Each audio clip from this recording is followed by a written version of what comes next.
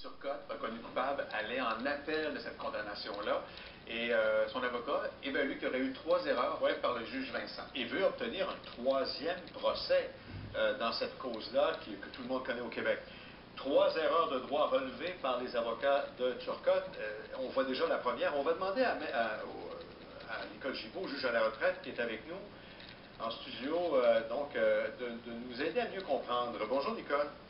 Bonjour Georges. On voit déjà là à l'écran le premier motif d'appel selon la défense en disant au jury qu'il ne devait tenir aucunement compte de l'effet de la crise suicidaire sur l'état mental de l'appelant au moment des événements. Qu'est-ce qu'il faut comprendre de cette erreur supposée là, du juge? Bien, c'est ce qui est allégué. Encore une fois, c'est seulement allégué.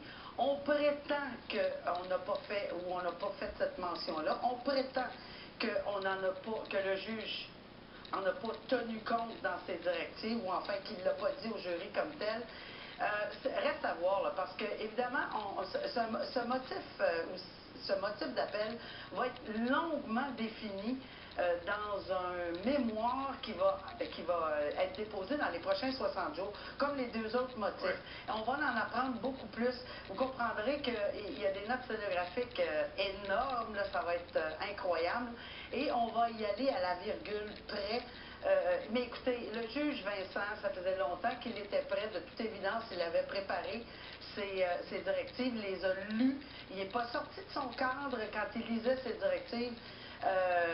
C'est toute une côte à remonter, là, quand même. Là. Oui, on peut rapidement passer sur les 2 autres erreurs supposées ou présumées, notamment la fameuse question de l'intoxication. Ça revient encore, ça. Oui, écoutez, au début, il n'était pas question qu'on parle d'intoxication, peut-être de façon très définitive, parce qu'il n'en avait pas été question de long en large pendant le procès, selon tous. Mais lors des représentations, lors des plaidoiries, le juge en est venu à la conclusion que c'était ressorti dans les plaidoiries des avocats Poupard et a dit « je vais faire une mention à cet effet-là ». Est-ce qu'il a été très clair? Est-ce qu'il a dit qu'il fallait en aucun temps considérer l'intoxication sur l'état mental? À mon avis, c'était pas aussi clair que ça. Et encore une fois, ça devrait être utilisé, c'est-à-dire vérifié à la minute près. Là, dans la mécanique, là, quand ça serait entendu, et quels sont les frais encourus pour entendre en appel cette histoire-là, à savoir si ça sera accepté ou pas? Bon, dans les faits, là, ça va être entendu dans plusieurs mois. Pourquoi? Parce que 60 jours pour le dépôt du mémoire de la partie des avocats de Poupard, et ensuite la réplique par les avocats de la Couronne, et ensuite l'audition, parce qu'il y aura une audition. Alors, on parle de plusieurs mois, ça c'est évident.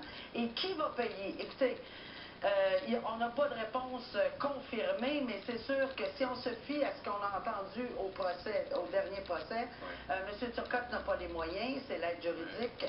Alors évidemment, on s'attend à ce qu'une demande se fasse à cet effet-là. Un procès complexe comme celui-là, qui a duré, le dernier a duré 3 mois, je ne veux pas juste y aller par le seul critère l'argent, mais quand même, c'est une énorme machine judiciaire qu'on met en branle quand on autorise un procès comme ça. Oui, puis je vais vous dire que c'est pas, à mon avis, ce ne sera pas une décision que la Cour d'appel, loin de là, va prendre à la légère. C'est pas dit qu'on va accepter cet appel-là. Puis on va vraiment se pencher sur les questions. Il a le droit de poser les questions. Il a le droit il a absolument le droit. C'est un droit fondamental, l'appel. Alors, mais ça ne veut pas dire qu'il va... Il ne faut pas s'insurger à outrance parce qu'il y a un appel. C'est son droit d'aller en appel. Et je ne suis pas surprise qu'il soit allé en appel, là. C'est quand même un verdict de culpabilité au 2e degré qui encourt une prison à vie. Alors, il n'y avait rien à perdre. Là. Il n'y a absolument rien à perdre d'aller en appel. Vous qui avez suivi ça de très près, est-ce que les motifs qui sont évoqués par les avocats Poupard vous semblent suffisamment étoffés, suffisamment forts pour que les 3 juges de la Cour d'appel acquiescent à la demande? Écoutez, je vous dirais qu'ils ne sont pas suffisamment étoffés parce qu'évidemment, c'est 3 petits paragraphes. C'est difficile à voir le détail qu'on veut soulever là-dessus. Mais je vais vous dire que si on en arrivait à la conclusion qu'il y a eu une erreur fondamentale en droit dans les directives qui ont complètement dérouté le jury, puis là, j'y vais au plus fort, là, complètement dérouté les jurys, bien, c'est sûr que là, mais je suis loin d'être convaincu. J'étais là pour les directives. Ça va être argumenté très fort. Bon. Merci, Nicole. Merci beaucoup, Nicole. Bonne journée. Merci, au revoir. Gino.